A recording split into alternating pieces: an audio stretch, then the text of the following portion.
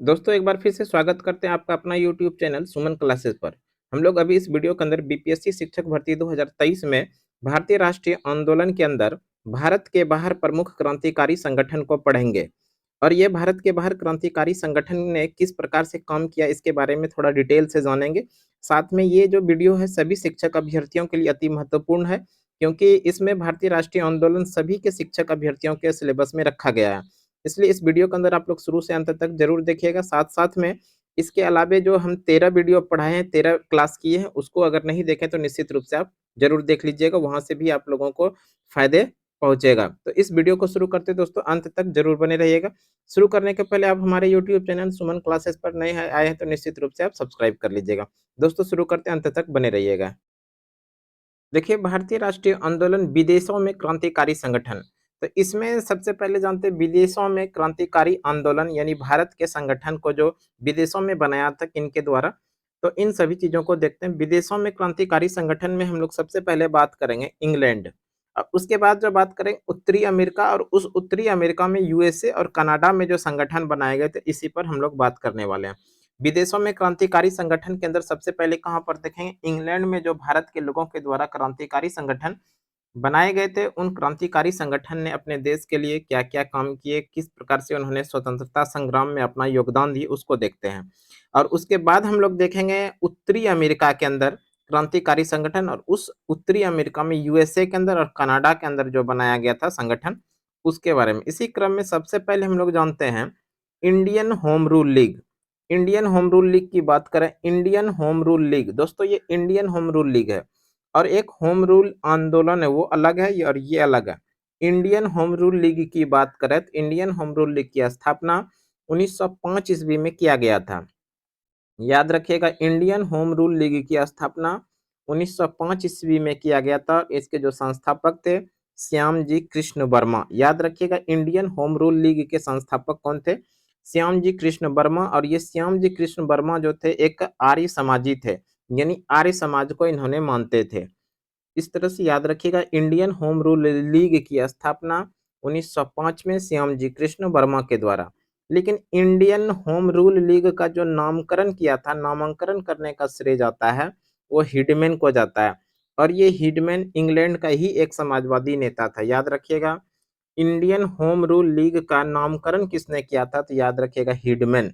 ये हिडमैन इंग्लैंड का ही एक समाजवादी नेता थे। आगे बात करें, इंडियन होम रूल लीग के अंदर ही एक हॉस्टल बनाया गया था। इसी इंडियन होम रूल लीग के में एक हॉस्टल बनाया गया था और ये हॉस्टल में भारत के लोगों के लिए बनाया गया था। यानी भारत के लोग जितने भी लोग भारत के लोग इंग्लैंड में जाएँगे तो उन्हीं के लिए एक हॉस्टल बनाया गया था और इस हॉस्टल का जो नाम रखा गया था इंडिया हाउस। याद रखिएगा बेहद इम्पोर्टेंट है। India house, Indian home rule league के द्वारा ही भारत के लोगों के लिए एक हॉस्टल बनाया गया था।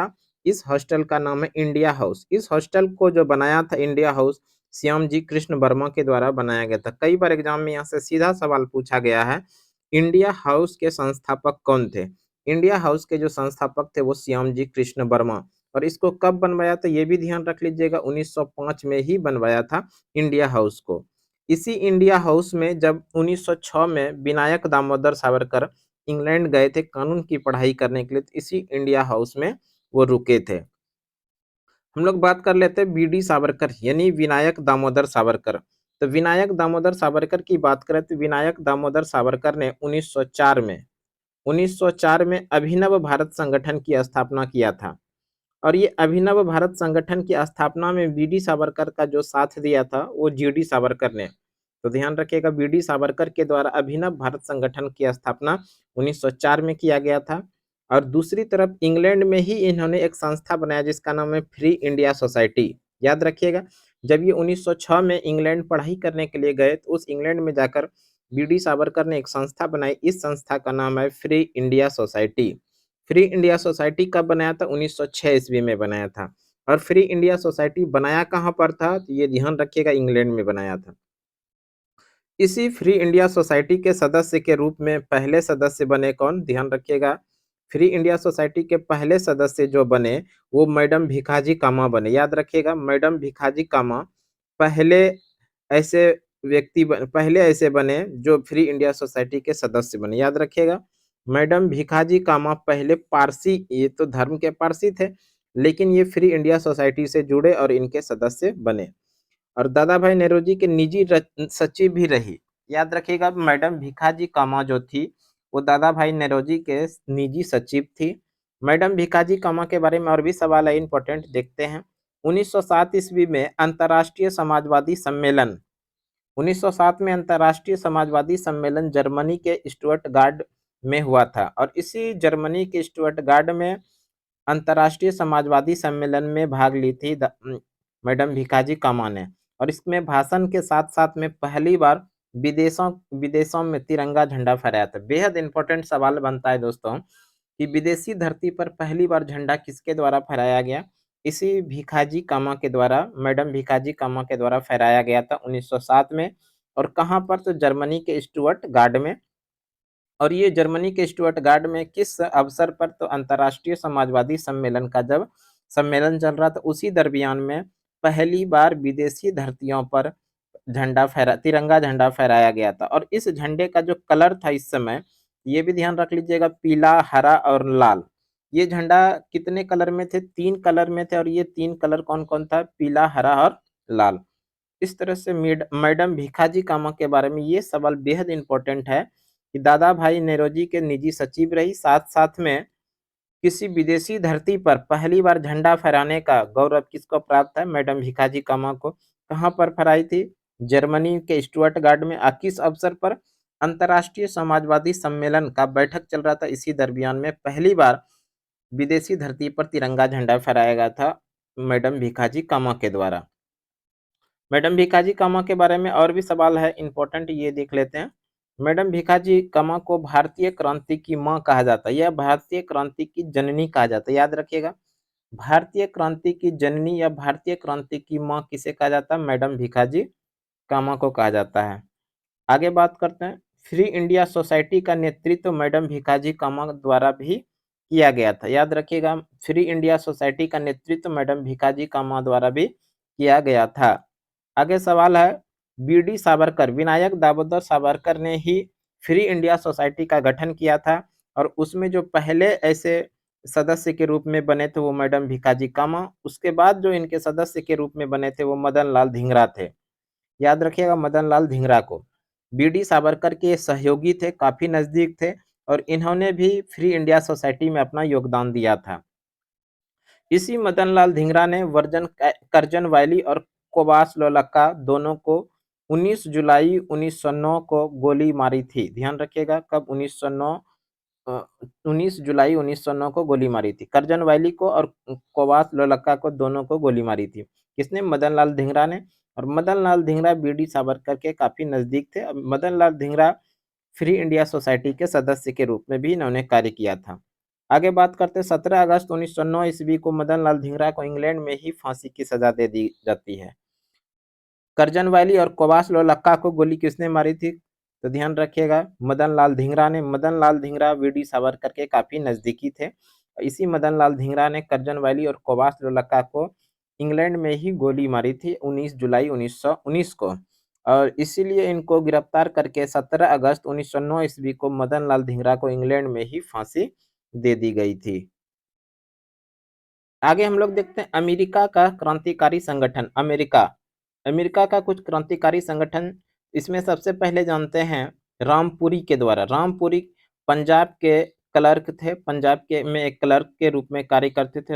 रामनाथ पुरी एक कार्टूनिस्ट थे। कार्टूनिस्ट मतलब कार्टून तैयार करते थे छोटे छोटे, है ना। तो रामनाथ पुरी कार्टूनिस्ट थे। सरकार के खिलाफ 2 आलोचनात्मक कार्टून बनाया। सरकार के खिलाफ में इन्होंने 2 कार्टून बनाए और ये आलोचनात्मक कार्टून था। इसीलिए आगे बात करते हैं 1906 में हमेशा के लिए यूएसए चले गया। इसके ऊपर में ये 2 कार्टून, 2 आलोचनात्मक कार्टून बनाए थे, इसके ऊपर में मुकदमा, देशद्रोह का मुकदमा किया गया था। और इस देशद्रोह से मुकदमा जो किया गया था, इसे से बचने के लिए 1906 ईस्वी में ये हमेशा के लिए यूएसए चले गया, अमेरिका चले गया। और 1907 ईस्वी में यूएसए में हिंदुस्तान एसोसिएशन का गठन किया। बेहद इंपॉर्टेंट सवाल बनेगा दोस्तों ये। हिंदुस्तान एसोसिएशन का गठन 1907 में रामनाथ पुरी ने किया था। कहाँ पर? यूएसए में। 1907 ईस्वी में यूएसए में हिंदुस्तान एसोसिएशन की स्थापना किसने किया था? तो रामनाथ पुरी ने किया था। और इसी समय यहाँ पर एक न्यूज़पेपर निकाला था। इस न्यूज़पेपर का नाम सर्कुलर ए आज़ादी, परिपत्र इसको कहते हैं। सर्कुलर ए आज़ादी, ये न्यूज़पेपर निकाला था रामनाथ पुरी ने। कहाँ पर? अमेरिका में। याद रखिएगा, रामनाथ पुरी के लिए एक बेहद सवाल ये बनेगा इम्पोर्टेंट कि हिंदुस्तान एसोसिएशन का गठन 1907 में अमेरिका में किसने किया था? रामनाथ पुरी ने किया था। ये पंजाब के क्लर्क थे, कार्टूनिस्ट थे, और सरकार के खिलाफ इन्होंने 2 आलोचनात्मक कार्टून बनाए थे, जिसके कारण किसके पर मुकदमा दर्ज कर दिया गया था, देशद्रोह का। इससे बचने के लिए 1906 में हमेशा के लिए अमेरिका चले गए, और इसी अमेरिका में 1907 में इन्होंने हिंदुस्तान एसोसिएशन का गठन किया। साथ में न्यूज़पेपर निकाला। इस न्यूज़पेपर का नाम है सर्कुलर ए आज़ादी। आगे है गदर पार्टी। गदर पार्टी के बारे में जानते हैं। गदर पार्टी का जो शुरुआती नाम था, गदर पार्टी को पहले किस नाम से जाना जाता था? तो शुरुआती जो नाम था, Hindustan association of Pacific coast. याद रखिएगा, Hindustan association of Pacific coast, ये गदर पार्टी को पहले जाना जाता था इसी नाम से, Hindustan association of Pacific coast. और इस Hindustan association of Pacific coast की स्थापना जो किया था, सोहन सिंह भाकना ने किया था। याद रखिएगा, Hindustan association of Pacific coast की स्थापना सोहन सिंह भकना ने किया था, और सैन फ्रांसिस्को में किया था। सैन फ्रांसिस्को पश्चिमी अमेरिका में है। आपको सवाल पूछा जाए, Hindustan association of Pacific coast की स्थापना सोहन सिंह भाकना, कहाँ पर? सैन फ्रांसिस्को में, और ये पश्चिमी अमेरिका में है। और उसके बाद इसी Hindustan association of Africa Pacific coast से जुड़ते हैं लाला हरदयाल।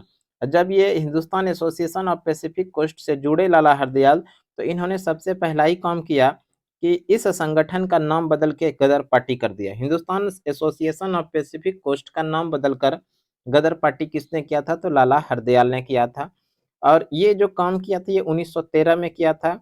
इसलिए गदर पार्टी के जो संस्थापक माने जाते हैं, वो लाला हरदयाल माने जाते हैं। लाल और जब इन्होंने Hindustan association of Pacific coast का नाम बदल के गदर पार्टी किया, तो इस गदर पार्टी का अध्यक्ष जो बनाया गया, वो सोहन सिंह भाकना को ही अध्यक्ष बनाया। और लाला हरदयाल के नेतृत्व में गदर पार्टी जो बनाया, कब? 1913 ईस्वी में, यानी 24 अप्रैल 1913 को इस पार्टी का गठन किया लाला हरदयाल के द्वारा, गदर पार्टी। और इसका उद्देश्य क्या था? उद्देश्य था भारत की स्वतंत्रता एवं लोकतांत्रिक गणराज्य की स्थापना करने में सहयोग करना। इसके जो सदस्य बने, प्रमुख सदस्य रास बिहारी बोस बने थे, राजा महेंद्र प्रताप बने, बरकतुल्ला बने, बाबा रामचंद्र बने, और पांडुरंग बने। इस तरह से ये सभी लोग इनके सदस्य के रूप में कार्य करते थे।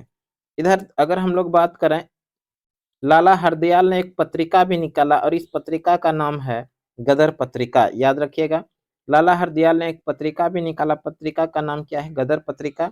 ये गदर पत्रिका का प्रकाशन 1 नवंबर 1913 ईस्वी को उर्दू भाषा में करवाया था। याद रखिएगा, गदर पत्रिका का प्रकाशन लाला हरदयाल के द्वारा 1913 ईस्वी में किस भाषा में? तो उर्दू भाषा में।